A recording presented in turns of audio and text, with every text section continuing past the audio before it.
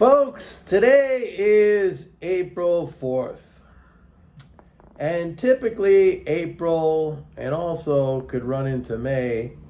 Those are bad seasonal months for the stock market. And it all starts with that April tax drain. It's not so hard to understand.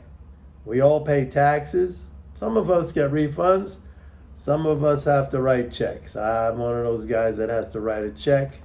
There's a lot of people like me who have to write checks. Nevertheless, the government collects a haul of tax deposits in the month of April, leading into May. By the way, this is where there's an old adage on Wall Street that says, sell in May and go away. And that's because,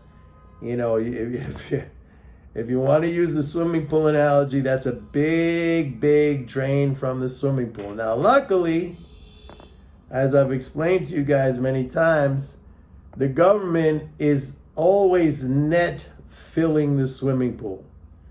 It just takes, there's 4 or 5 times a year when, it's a net drain, not all the way down to the bottom, but it's enough of a drain to impact the markets in a negative way, and we are facing that right now. And by the way, I'm the only one telling you guys this, all right? I told you guys this. I mean, every quarter, every time it happens, I told you this back in February, that there was going to be a corporate tax payment. I told you that, I told you last December there was going to be a corporate tax payment. We had a last shitty, second half of December.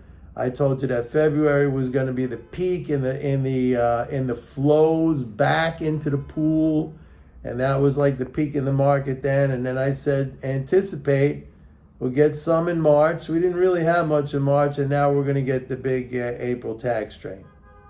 So there's 2 ways you can look at this. You can look at this from the standpoint of, oh my God, this is terrible, and it's about interest rates, it's about inflation, it's about the banks, it's about who knows what. I mean, you can make up all those stories in your head, and maybe some of those stories are true. Like the banking situation, frankly, for me, it's just bizarre. It's bizarre. I mean, banks are well capitalized. To me, and I've said this, and maybe some of you are cynics or have criticized me, and I'll take it. I just think a lot of it's been caused by media hysteria and media panic. I mean, these are the times we live in. It's social media. I mean, something comes out and it triggers something, and people react. I'm going to be 66 years old this month. All right. I mean, I remember. The biggest thing, I started as a floor trader on the New York Stock Exchange, New York Futures Exchange back in 1979, 1980. I mean, forget it. And I used to tell stories about how I was when I was at the Merc in Chicago, and I traded S&Ps, and we used to hear the Eurodollar pit. Before anything happened in the S&P pit, we knew something was going to hit us. But now it's even faster than that. I mean, it's all social media, and it's just and a lot of the worst part is when we heard the stuff in the Eurodollar pit, it was real. Like somebody was doing something, or somebody just said something that, maybe made a difference. And now it could be any kind of hearsay, any kind of nonsense. It doesn't make a difference. But the point I'm trying to make is we're going to come into a rough period right now. And that doesn't mean it's a bear market and it's all over. Although I will say again, I say this every single time that I make these videos, that the debt ceiling, that's a real thing. Remember how back in 2010 when that whole Greek crisis was unfolding, and because Greece switched to the euro, and they had no more funds to pay their pensioners and stuff like that. I mean, and people used to say, well, that's going to happen to the United States. Well, that can happen to the United States, not for the same reason as Greece. Greece gave up its currency. But it could happen to the United States for the simple reason that our idiot lawmakers force it to happen. They can force it to happen by kind of mandating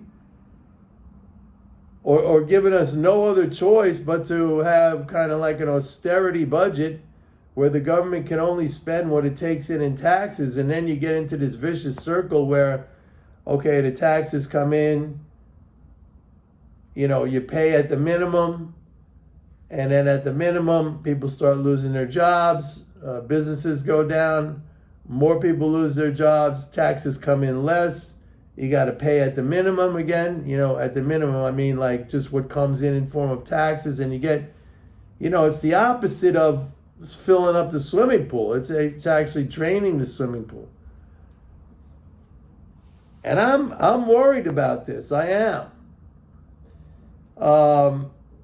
I still hold out hope that we're going to see the same kind of, 11th hour brinkmanship that we normally see, where something's going to happen. Biden will say, okay, well, I'll agree to, this spending cut if you agree to this tax cut or something like that. I'm hoping that that's going to happen, and it's going to be really at the margin, and it's not going to take much out of. Because right now, I have to tell you that the fiscal flows, and I keep telling you this, that this is the thing. I mean, it really, really, we're looking at, we did like $680 billion in March. We did that much in February, maybe even a little bit slightly more. Well, February and March are big months because those are big tax refund months. But now it's going to be drained. A lot of that's going to be drained right back out again. But remember, what I've always said about these tax drains, they're temporary, because as long as the government net spends, in other words, deficit spends, they're always going to be adding more than they take away. It takes time. It doesn't mean like you send your taxes in on whatever that day is, April 18th or April 17th, and then on April 18th, boom, it's all back in again. No, it gets spent back out over time and then some. And don't forget, Biden proposed increases in the budget. We got an $890 billion ridiculous defense budget. And don't get me started on that, because then we could talk about health care for our citizens. We could talk about infrastructure. We could talk about the environment. We could talk about energy. We could talk about, education. We could talk about all kinds of things. But this country is, 100% military. Like this is what we do. So that's the update. I am not looking for a very rosy. By the way, if we do come out of this in kind of a rosy way over the next couple of weeks, where the damage is minimal, then I have to say that these flows, they're really something. They're really something. And don't forget, if the Fed decides to pause at the next meeting, the next two meetings, then we throw in the monetarist zombies on the bullish side for the first time, in over a year. Now that would be interesting too, right? They would actually be buying into a situation that's fiscally bad, whereas before they were selling into a situation that was fiscally good. So I tell you, all this stuff is very fascinating. It can be extremely frustrating at times, and I understand that if you feel that way. Totally understand that. How could you not? You're just a human being like me. So the stock market can be frustrating. That's one of the things I like about a guy like Buffett, who's in his 90s, man, doing this. He's had the ability to step away and to kind of frame everything in the really, really, really big picture. All right? It's like when I spoke to Louis Borsellino, the trader, last week, and I said, Louis, how come all the other locals, all the other independent traders, every time we had a chance, we would sell.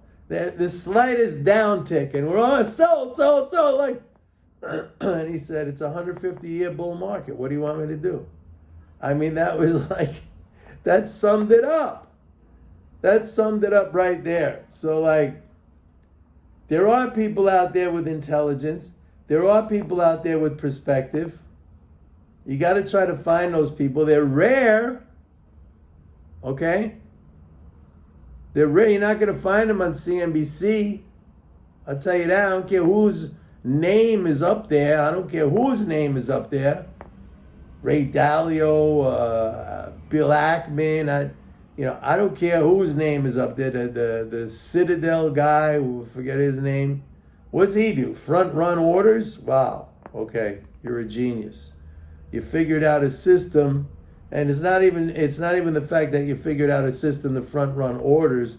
You basically bribed Congress to allow that to happen, because that's under the SEC rules. It's basically illegal. You can't front run orders, but because they have money and because they have power and because they have influence, they could say, well, this is a necessary activity and our firm should be allowed to do this. So, they spend millions and millions of dollars to put their computers right next to the computers at the New York Stock Exchange or at the CME in Chicago. I read this thing one time where, one of these firms, I think it was Virtue Financial. If you want a good stock to invest in, the stock doesn't do much. It doesn't really go up or down very much. But it pays a nice dividend, almost a 6% dividend, and they hardly ever lose money. Because this is what they do. It's like front running orders. They see the order, their computers are close enough, and we're talking in milliseconds.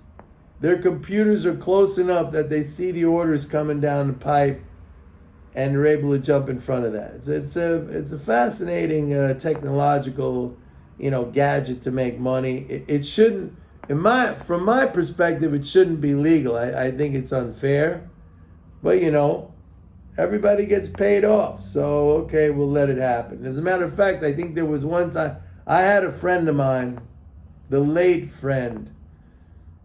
Gosh, forget his name even now, but he was one of the commissioners on the CFTC. God damn. Anyway, really nice guy. He used to come down when I had my show on the New York Stock Exchange every week. He'd come down often and he'd be a guest.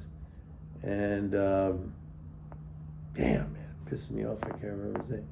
Anyway, you can see a great friend, right? I can't remember his name. Anyway, he used to tell me, Mike, the CFTC, we're all against this. But Congress is bought. Hello, duh, nobody knows this, right? And that's the reason why it continues to happen. Anyway, that's it for my little update today. I'll see you guys a little bit later on. Bye.